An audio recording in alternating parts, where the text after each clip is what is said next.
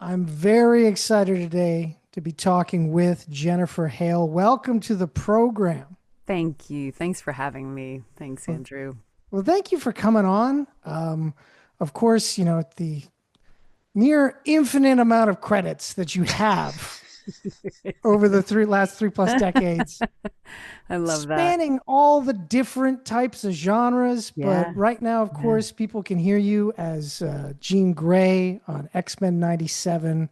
Mhm. And I want to jump back a little bit to the first season of X-Men '97, because, like, again, well, you were no stranger to playing Jean Grey. Of course, you played her on Wolverine and the X-Men, Yes. but coming in here to have like a role that it's like, okay, you're gonna play Jean, but you're also gonna play Madeline Pryor, and you're gonna have this epic story that was in the comics that took like years. It's Yeah. all gonna happen in one Oh episode. my God. What was it It, like to run that range of emotions with those two characters? it was a dream. It's like an actor's dream. Are you kidding? I get to do all these things. I get to do all these cool, wild, different experiences. And then with that writing and under Meredith Lane's voice direction, that's the thing. I want to shout it out all the time. Meredith is a phenomenal voice director, and just her guidance makes so much possible. Yeah. Definitely. Yeah, with the show itself, like as Andrew's already mentioned, you've got you technically you are a Guinness Book World Record holder for the number of voice work in video games and in animation. When you are doing any of these projects, especially when it's an existing IP and Yeah. you're coming in, like in the case actually of Jean Grey here, Yeah. how do you handle doing something that is you and and what your spin on the character, but yet still exist in that universe that may have already been established previously, or what fans expect? How do you balance those two sides when you're performing?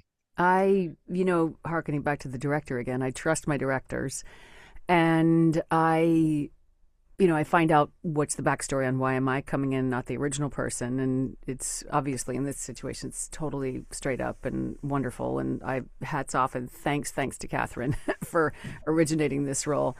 And then in this particular process, what we did was we took the existing track and we really started in that 90s acting style. Like the whole first recording of the first season, everybody was doing the 90s style acting. And then they went back and listened. They're like, I don't know. So we came back and we did a really hardcore, I think at the time, 2024 would it have been?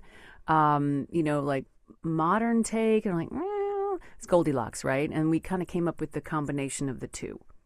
And that was a really incredible experience. So I really, everything for me comes out of the writing. In everything I do, it is all about the writing. And in this case, the writing is extraordinary. It's extraordinary. It's writing this incredible line between social commentary and entertainment and humanity and an ode to the first iteration of the series. Like it's writing this beautiful line perfectly, in my opinion. I think it's incredible. And so it all starts with the writing, and then I'll go into what does the team want, because that's what I'm there for. I'm not there for me. I'm there to serve the team and the project. And really, for me, that's where it lives. What do they need? What do they want? What feels right? What fits the whole cast? And this whole cast is just incredible. Oh yeah, it's killer from top to bottom, and even like with the guest stars, like especially with this season, we got. It seems like we got half the cast of Star Trek: The Next Generation showing Oh up my here. God, So it's so fun. yeah, no, it is fantastic. Now, of course, like like even like episodes where there isn't a lot of Gene, like you get some great moments. Like of course, right at the end of the season, you got to do some Phoenix Force, Yeah. you know, calling out with that character when you get to do like these commanding voices, like these changes within the same character. How much fun is that? Oh, it's incredible fun. It's incredible fun. And I like that the breadth and the depth of these characters and the different places we get to go, everything from the playful camaraderie to the end of the worldness, it's really and everywhere in between. It's so much fun. He also, of course, voicing Wolfsbane on the show. Mhm. So, You're really really Indeed. embedded into this. But and like that's the thing, you hold the record for the most Marvel characters by any one voice actor. I guess so. I found that out quite by accident. I was asked to be on a panel at Comic Con. I mean, this was like in the pandemic, it was a while ago. And I'm at the panel, and I have flown in from the island, from Vancouver Island. I think I got up and left at like 4 in the morning. Made it to San Diego. I was like, please flight be on time because I'm on a panel honoring Stan Lee. So I'm better get there. So I'm at this panel and slightly groggy. And the moderator says that. And I was like, wait, what? A what? I had no idea. I was like, oh, that's cool.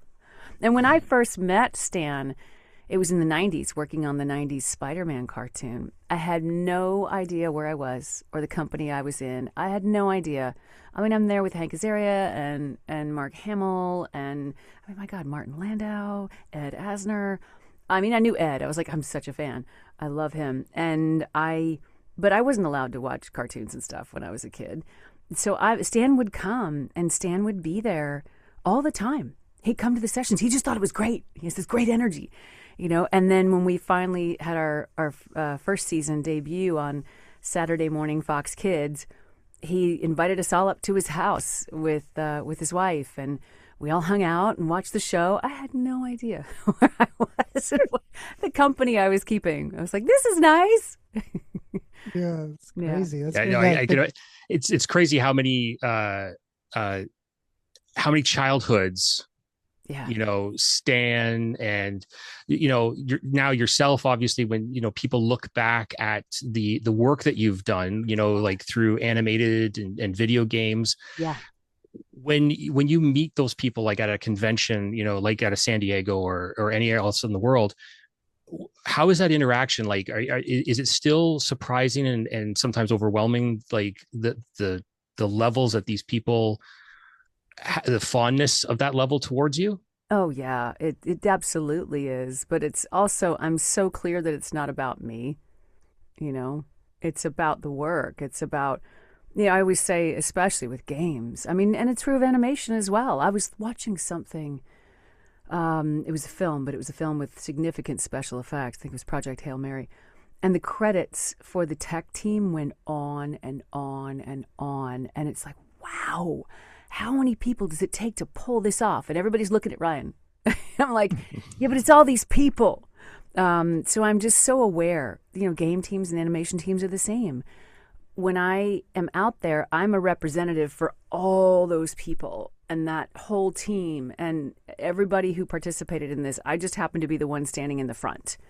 And so it's not about me. It's about the work. It's about the character. It's about that writer. Because, again, writers. That writer sat alone and stared into space and wrestled with that blank page and made this come to life.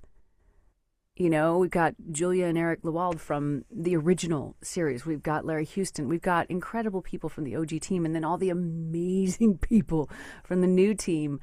They're who this is about. And it's PA number 4 or, fill artist number 7 or whatever it is. That, I don't know, fill artists, maybe there's only one.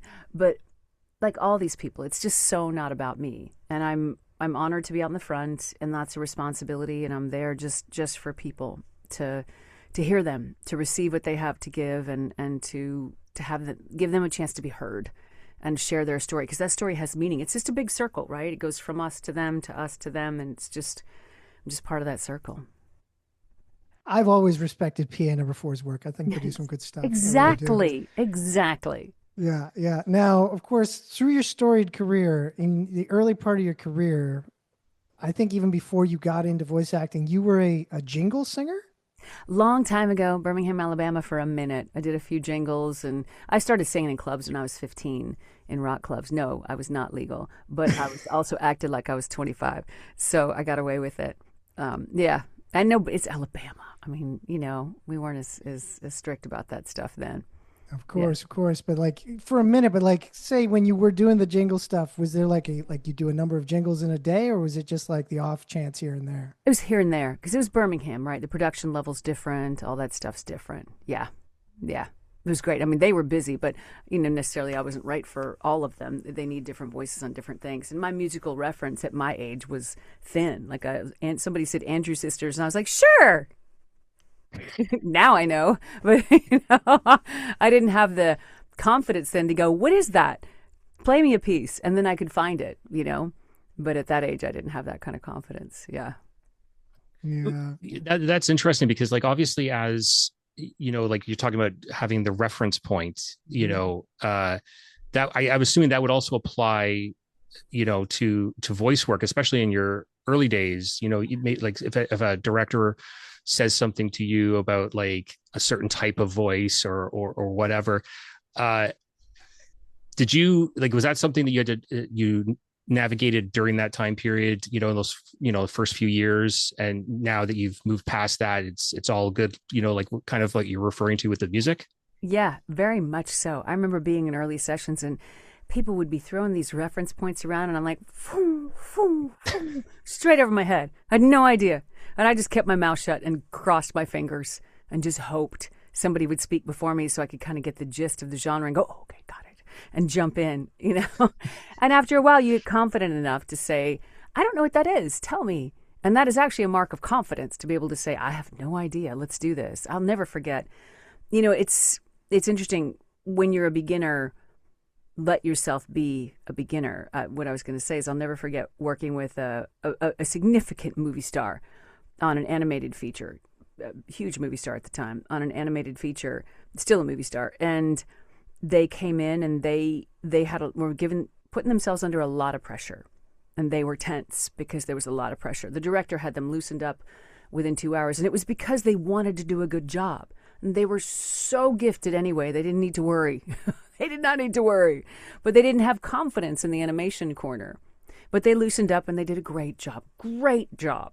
But it was tense. They were tense. And contrasting that to working on a show called Class of 3000 with Andre Benjamin of Outkast, Andre 3000.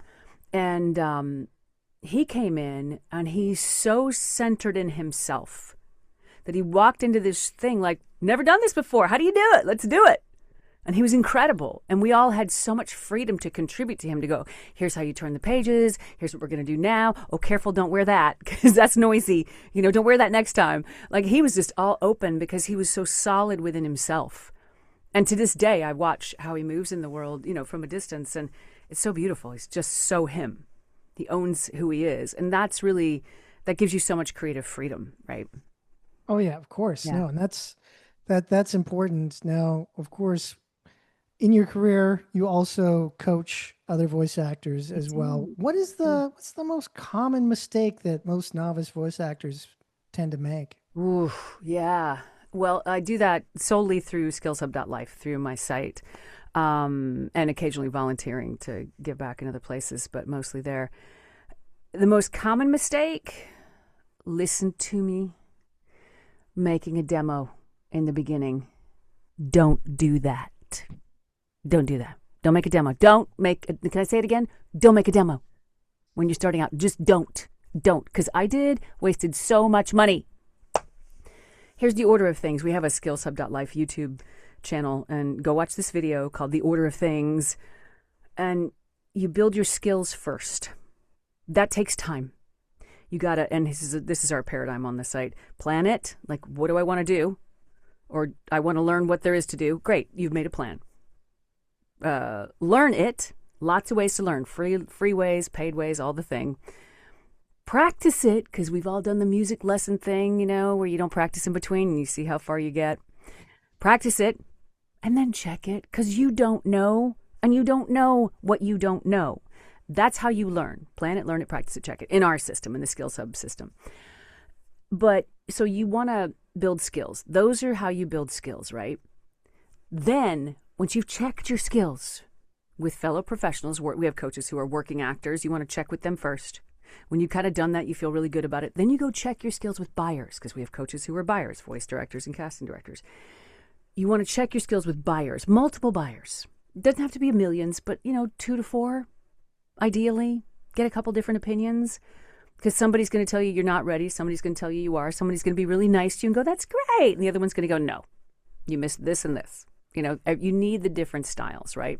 So you build your skills, right? Then you build your marketing machine once your skills are done.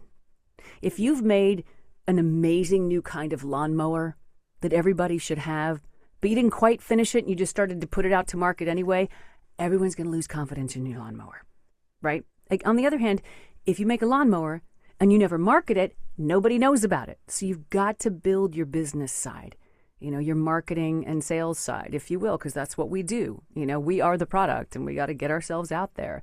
And a lot of people wait for agents to do everything for them. There is so much work out there you can get directly. You just have to be careful, especially in this day and age. Always, always, always protect yourself from AI. There's a NAVA, which is the National Association of Voice Actors in the U.S., and it's CAVA, Canadian Association of Voice Actors, and AVA in Australia, and LAVA in the Latin countries. They have an AI writer that you can download. So, not running it like a business and jumping the gun. Those are a couple of mistakes people make too early. Yeah. Right. You brought up AI. Now that's a situation where it's like, I've heard you talk about it, that it's all about control, consent, and compensation, right? Yeah, well said. Mm-hmm. Yep, So it is. with that, it's to make sure that, your voice isn't used in places that it shouldn't be, and that if you're getting compensated for every time they do try to use it. Exactly. If I had the ability to duplicate what my contractor or my plumber does, or my electrician, and I had them come over and do it for me, and then I just copied it and did it myself everywhere without their permission, I have taken their experience and knowledge and I've stolen it, essentially. And this is even more personal, because this is how I sound. This is how I look. This is my mannerisms. Without my permission, in my opinion, you are stealing from me. Please don't do that. Yeah. Of course not. Okay. You said it so nicely, but we all understand there's force behind those last few words. Nice here. Yeah. I was nice here, but this half was not nice. No, of course, right. You were showing fierceness. Totally. This was not nice. Yeah. That's the thing. Well, especially with all the, the things that were attempted about scanning extras and everything like that over the years. It's like, yeah, you gotta protect yourself. You gotta make sure that, you're not being used in places you shouldn't be. And here's the ultimate message in this for all of us, whether or not you're in entertainment or you're in whatever. We are responsible for the world we live in. We create it through our actions and choices every day. The government does not. The companies do not. They make choices every day. They have larger power because they're larger entities, but there's more of us. Every person is responsible for the consequences of the choices that they make as much as they can be. Look, there's some things, unintended consequences happen. But, I say this over and over. AI is a tool, like a hammer. I can take my hammer and I can break your kneecaps. Or I can take my hammer and I can build you a house. I need a few more tools, but you know what I mean. But I am the one wielding the hammer. When you go to engage with AI, which I think we should, because, well, I shouldn't say that. I can't speak for anybody. I choose to judiciously and consciously, because it is part of our world. I don't want to become my grandma with the remote and not understand how the world functions. A lot of that generation couldn't work the VCR, and the world's running past us. And how can I participate in the world and help render a vote about how I think it should go if I'm completely uninformed? I need to understand. And also, I have heard from many sources, AI is much like a child before the age of 7. It is in development. It is an intelligence being taught and trained. And by participating and engaging with it, we can help train it. When I deal with it politely, when I talk to it about softer human values beyond just profit motive and transactionalism, like, I can teach it, like, character matters. When you're making decisions, it's not just about what's the best dollar. It's what's the holistic price of this equation. And we can engage in those conversations with it and at least get that in there somehow. It's the only chance we have. The only chance we have. We may have none. But if we don't even try, come on. Yeah. Yeah. No, trying is very important, in any aspect of life, but obviously in this area, I 100% agree with you. If we're not putting out that effort, on a daily basis, whether it's that or just I don't know, being good people. What? That's What a concept. Yeah. right. It's so It's novel. Yeah. Well, yeah. and you know what? And you're not going to hit that every day. My God, I had serious jet lag yesterday on the way home, and thankfully I kept my mouth shut. But good Lord, I was a you know what on wheels yesterday in my head. I'm like, thank God I'm not opening my mouth right now because I'm in a foul mood because I was exhausted. You know, you can't hit 100 every day, but you can keep your mouth shut when you can't most of the time, or clean it up when you didn't do that. So we're not all perfect. But you know what? Having compassion for ourselves, I think, gives us compassion for other people. You know, when somebody's driving like a jerk on the road, I used to just go, ugh. Now I'm like, you don't know what's going on in their life. You don't know what they're racing to or from. So let's just let them go. Give them some space. Yeah, no, that's the thing. Yeah. You gotta take people where they are. Totally. I Yeah. totally get that. Yeah. Well, I gotta say, it has been amazing talking to you. You too. Love your work, and I will say, of all the Marvel voices you've done, there's a special place in my heart for Black Cat. 'Cause Ah, I was thank 14 you. at the time, so I think it Okay. spoke to me in different ways. La, la, la, la, la. Thank you. I'll take the compliment. I thank you for that. Thanks, you guys. This has been great fun. All right, thank you so Awesome. much. Yeah. Have a Have a, great day. you too. You too.